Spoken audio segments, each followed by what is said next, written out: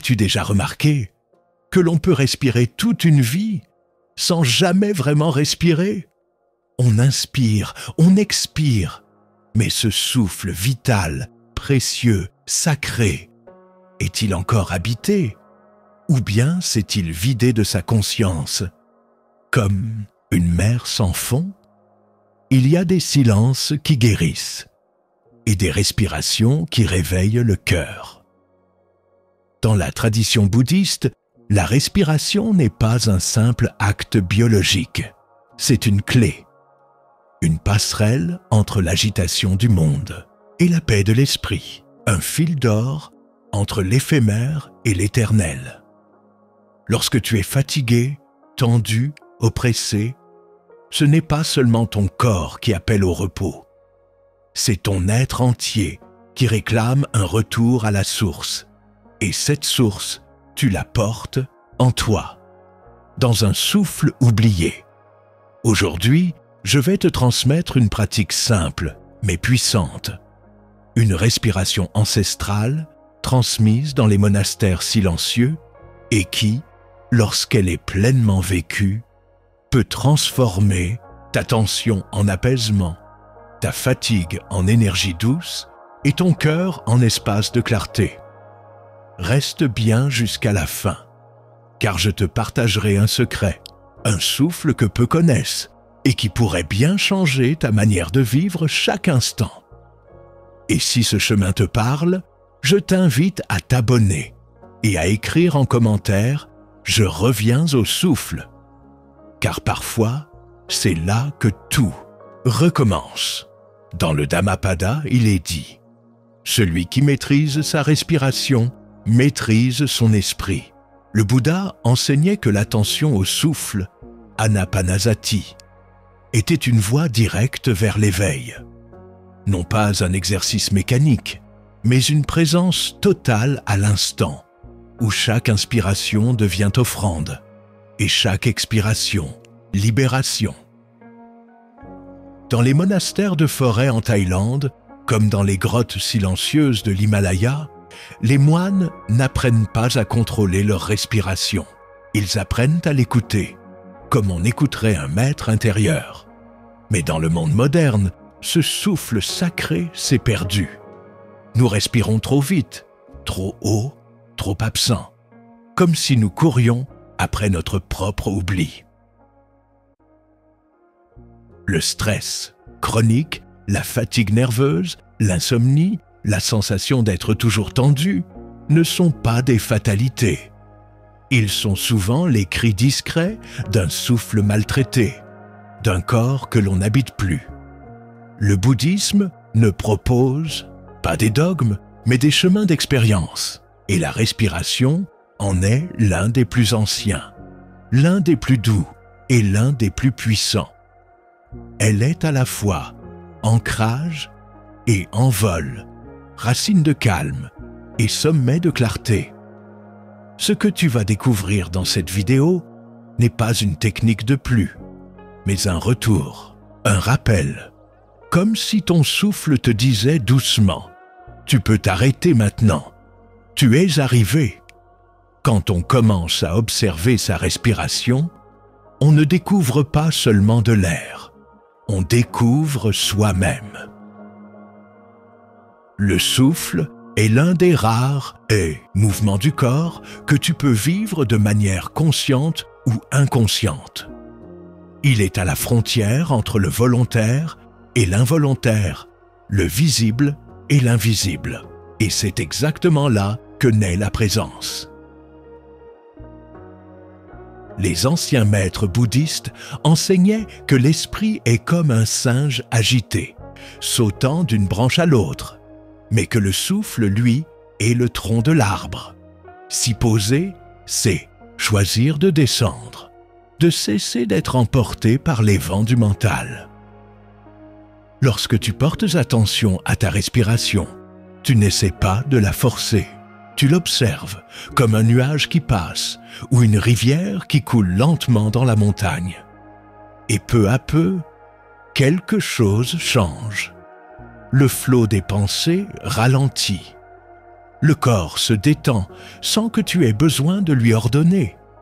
La fatigue devient une porte et la tension un message, non plus un ennemi.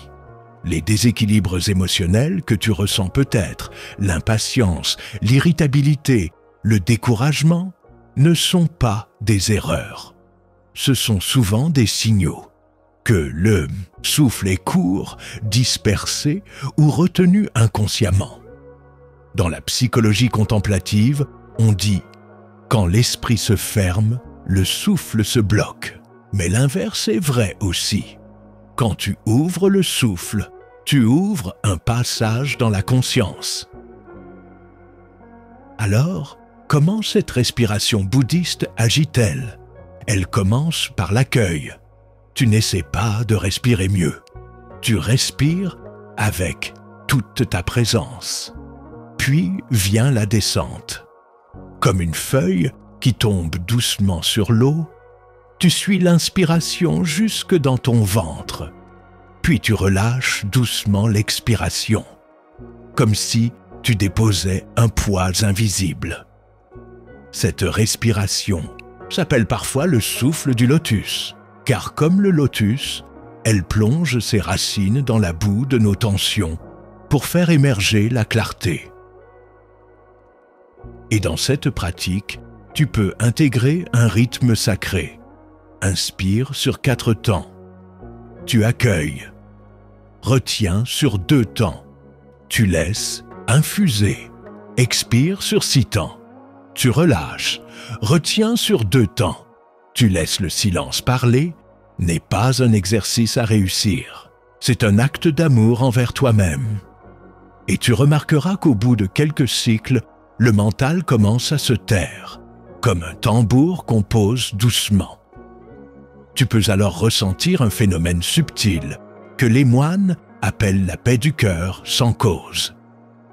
Ce n'est pas une joie explosive, c'est un calme intérieur qui ne dépend de rien et qui pourtant te soutient en silence. Mais alors, pourquoi est-ce si difficile de respirer en conscience? Pourquoi oublions-nous ce geste vital, comme si nous avions peur de sentir? Vraiment, le souffle nous confronte à ce qui est. Il ne triche pas, il ne ment pas, il révèle l'état réel de l'esprit. Quand tu prends une inspiration profonde, tu ressens immédiatement si ton corps est crispé, si ton mental court après quelque chose ou si ton cœur porte un poids. Et parfois, ce simple retour au souffle met en lumière une douleur qu'on ne voulait pas voir. C'est pour cela que le souffle est aussi un enseignant radical. Le bouddhisme enseigne que derrière l'agitation, la fatigue, les tensions, se cache une illusion plus vaste, l'attachement au moi. Lorsque tu dis « je suis fatigué », regarde de plus près. Est-ce ton corps qui est épuisé? Ou est-ce ton ego qui résiste, qui lutte, qui ne veut pas lâcher le contrôle? La fatigue la plus profonde ne vient pas d'un manque d'énergie. Elle vient d'un trop-plein de résistance. Et le souffle, lorsqu'il est écouté, commence à dissoudre cette armure. Tu te rends compte que tu n'as rien à prouver, rien à produire, rien à contrôler, juste à être. Mais cette simplicité effraie, car elle nous confronte à la vacuité. La vacuité n'est pas le néant. Elle est l'absence de solidité, de ce moi que l'on croyait réel, permanent, figé. Quand tu respires en pleine conscience, tu observes que les sensations apparaissent et disparaissent. Les pensées naissent et s'effacent. Même ton identité semble s'élargir, comme si tu devenais plus vaste que toi-même. Et là, surgit parfois une peur étrange. La peur du vide, la peur de ne plus se définir, de ne plus faire, de simplement être. Mais c'est là que commence l'éveil. Car dans ce vide, il n'y a pas absence, il y a espace, espace pour accueillir, pour lâcher, pour guérir. Les anciens disaient, là où le souffle s'apaise, le karma se dissout. Chaque respiration consciente est une rupture dans la chaîne des habitudes, une petite libération du cycle, un moment où tu ne réagis pas, mais où tu observes, tu ressens, tu laisses être, et plus tu pratiques, plus tu verras que cette respiration n'est pas simplement à toi.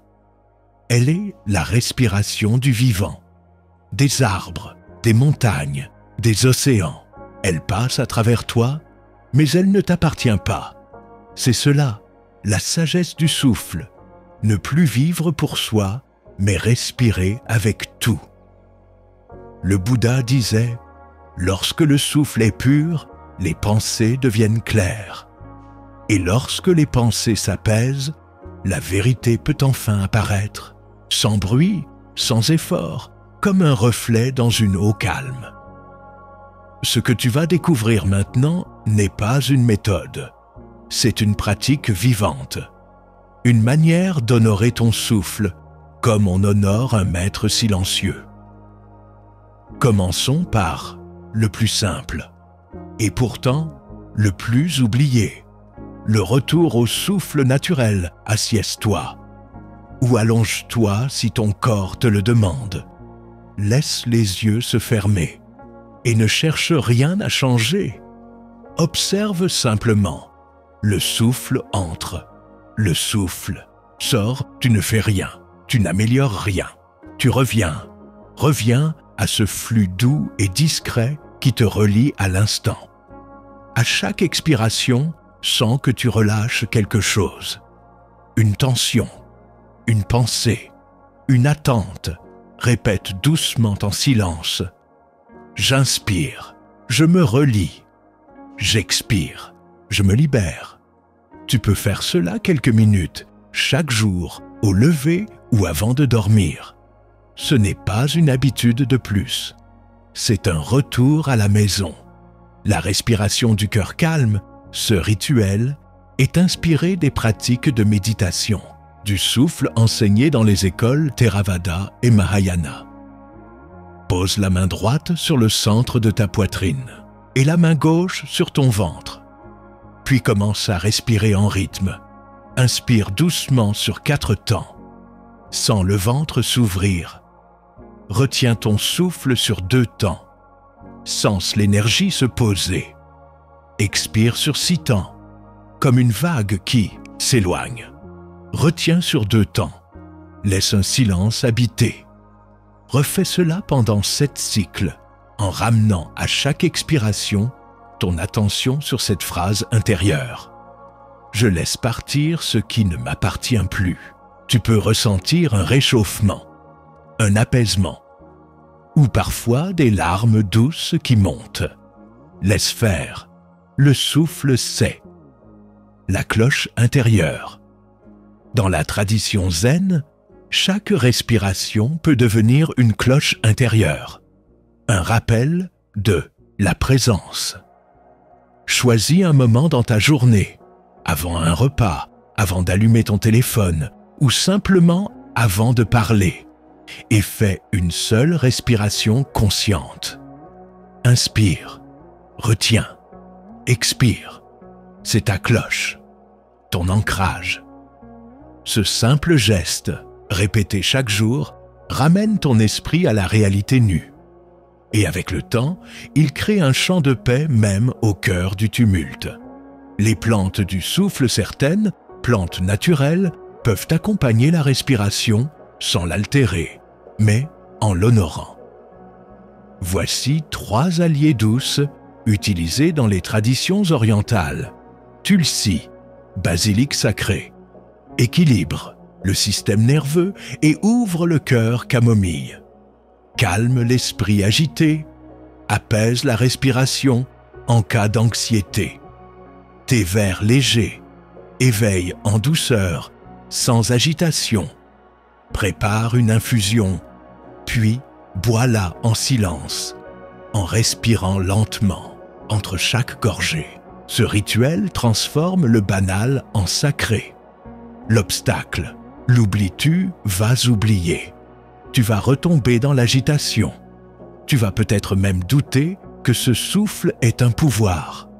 Et c'est normal. Mais rappelle-toi ceci, chaque respiration est une nouvelle chance. Tu n'as jamais vraiment quitté le chemin. Tu l'avais juste recouvert d'un peu de bruit. Quand tu oublies, reviens. Quand tu doutes, respire. Et surtout, sois doux avec toi. Le chemin spirituel n'est pas une ascension, c'est une descente vers l'essentiel. Tu es arrivé jusqu'ici. Et peut-être sans même t'en rendre compte, tu respires déjà un peu plus lentement, un peu plus profondément, un peu plus vraiment. Le souffle n'a pas changé. Mais toi, oui, tu as écouté, tu as senti, tu as ouvert un espace intérieur que l'agitation du monde recouvre trop souvent. Tu as compris que derrière la tension, derrière la fatigue, derrière cette impression d'être submergé, il y a une voie de retour, un passage subtil vers la paix. Et ce passage, c'est le souffle. Aujourd'hui, tu sais que ce souffle est plus qu'un réflexe. Il est un pont sacré entre ton corps et ton esprit, entre la matière et le silence, entre le moi conditionné et la conscience éveillée. En respirant consciemment, tu ne fuis rien, tu ne contrôles rien, tu habites pleinement ton être. Et c'est là que commence la vraie guérison. N'oublie pas, il n'y a pas de respiration parfaite, il y a juste cette présence, ce choix de revenir encore et encore à l'instant vivant. Avant de partir, je t'invite à écrire en commentaire « Je reviens au souffle ». Et que cette phrase devienne un mantra, un rappel dans les jours brumeux, un petit phare intérieur. Si cette vidéo a touché quelque chose en toi, je t'invite à t'abonner à cette chaîne. Non pas comme un clic mécanique, mais comme un engagement silencieux à nourrir ta paix, à cultiver ton éveil. D'autres vidéos t'attendent ici, comme autant de lanternes sur le chemin. Et n'oublie jamais, tu n'as pas besoin d'aller loin pour te retrouver. Tu as juste besoin de respirer. Là, maintenant, comme si c'était la première fois.